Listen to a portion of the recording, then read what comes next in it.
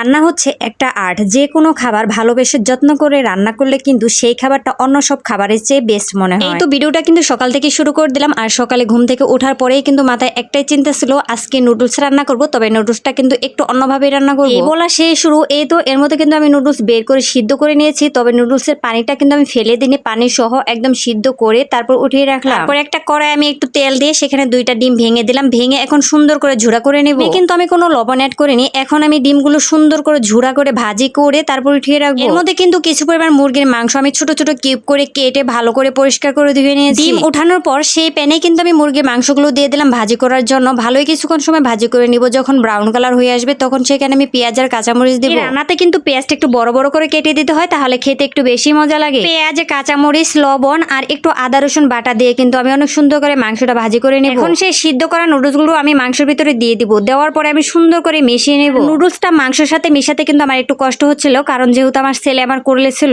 এজন্য কিন্তু আমি কড়াইটা না ধরে এক হাত দিয়ে যেহেতু আর কি নাড়াচাড়া করতেছিলাম, এজন্য এমন হচ্ছিল। মাংসের সাথে নুডলসটা সুন্দর করে মিশিয়ে নেওয়ার পর সেই ভাজি করা ডিমগুলো দিয়ে দিব। দেওয়ার পরে আমি যে নুডলসের মশলাগুলো ছিল সেগুলো দিয়ে দিলাম। সবকিছু মিলে সুন্দর করে ফাইনাল একটা ভাজি করে নেব। কিছুক্ষণ সময় ভাজি করে নেওয়ার পরে আমি একটু লবণ টেস্ট করলাম, দেখি হয়েছে কিনা। দেখলাম একদম পারফেক্ট হয়েছে। এই নুডলসটা খেতে এতটা মজা হয়েছিল কি আর বলবো। আমার বাসায় সবাই কিন্তু খেয়ে অনেক প্রশংসা করেছে, অনেক তৃপ্তি সহকারে খেয়েছে। আসলে যে কোনো খাবার রান্না করার সময় যদি আপনি মনোযোগ দিয়ে ভালোবেসে যত্ন করে রান্না করেন, তাহলে কিন্তু সব খাবারই অনেক মজার হয়। আর একটা জিনিস খেয়াল করবেন, যখন রান্না করবেন কিন্তু রান্নাটাতে যদি মনোযোগ না থাকে, মনোযোগ যদি অন্যদিকে থাকে, তাহলে কিন্তু সেই খাবারটা একটু ভালো হবে না, কোনো না কোনো সমস্যা হবে। আমার কাছে মনে হয় রান্না হচ্ছে একটা আর্ট। যত সুন্দর করে করবেন খেতে কিন্তু ততই মজা হবে। ভিডিওটা কিন্তু আরো 15 দিন আগের করা ভিডিও, এক শুক্রবারে ভিডিও ছিল, তবে আজকের ভিডিও না। যাই হোক, যেহেতু আজকে শুক্রবার ভাবলাম ভিডিওটা আপলোড করে দিই। শুক্রবারের সকালে এই তো আমি হচ্ছে নুডলস রান্না করেছিলাম, আর দুপুরের রান্নায় গরুর মাংস আর সাদা পোলাও রান্না করব। কিন্তু এর মধ্যে প্রেসার কুকারে গরুর মাংসটা বসিয়ে দিয়েছি, আর আজকের মাংসটা কিন্তু হাতে মাখিয়ে রান্না করতেছি।